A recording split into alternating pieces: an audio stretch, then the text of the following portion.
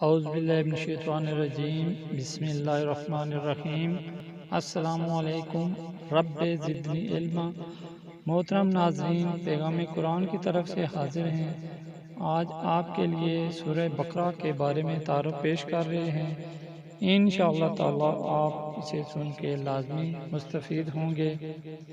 سورہ بقرہ یہ قرآن پاک کی سب سے لمبی سورت ہے۔ یہ سورت مدنی سورت ہے اور اس میں 40 رکوع اور 286 آیتیں ہیں اور یہ پہلے پارے سے شروع ہوتی ہے۔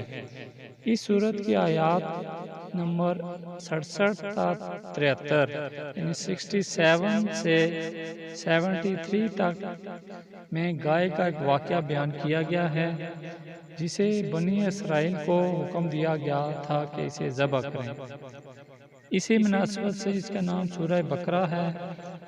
بقرہ عربی میں گائے کو کہتے ہیں۔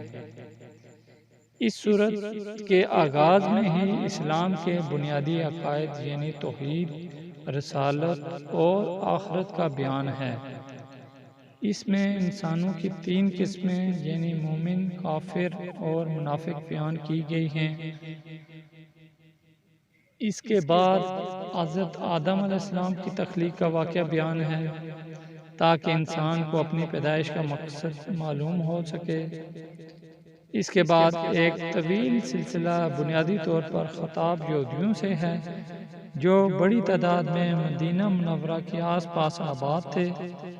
ان پر اللہ تعالیٰ نے جو نعمتیں نازل فرمائیں اور کس طرح انہوں نے ناشکری اور نافرمانی سے کام لیا، اس کا مفصل بیان موجود ہے۔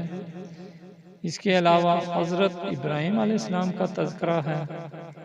انہیں یہودی اور عیسائی بلکہ عرب کے تمام بت پرست بھی اپنا پیشوا مانتے تھے۔ ان سب کو بتایا گیا کہ وہ خالص توحید کے قائل تھے۔ انہوں نے کبھی بھی کسی قسم کے شرک کو گوارا نہیں کیا۔ اسی ضمن میں بیت اللہ کی تعمیر اور اسے قبلہ بنانے کا موضوع آیا ہے۔ اس سے آگے اس سورت میں مسلمانوں کی انفرادی اور اجتماعی زندگی سے متعلق احکامات موجود ہیں جن میں عبادت سے لے کر معاشرت، خاندانی امور اور حکمرانی سے متعلق مسائل شامل ہیں۔ ٹھیک ہے ناظرین، یہ تھا سورہ بقرہ کا تعارف۔ انشاءاللہ تعالی پھر حاضر ہوں گے۔ اجازت دیجیے، اللہ حافظ۔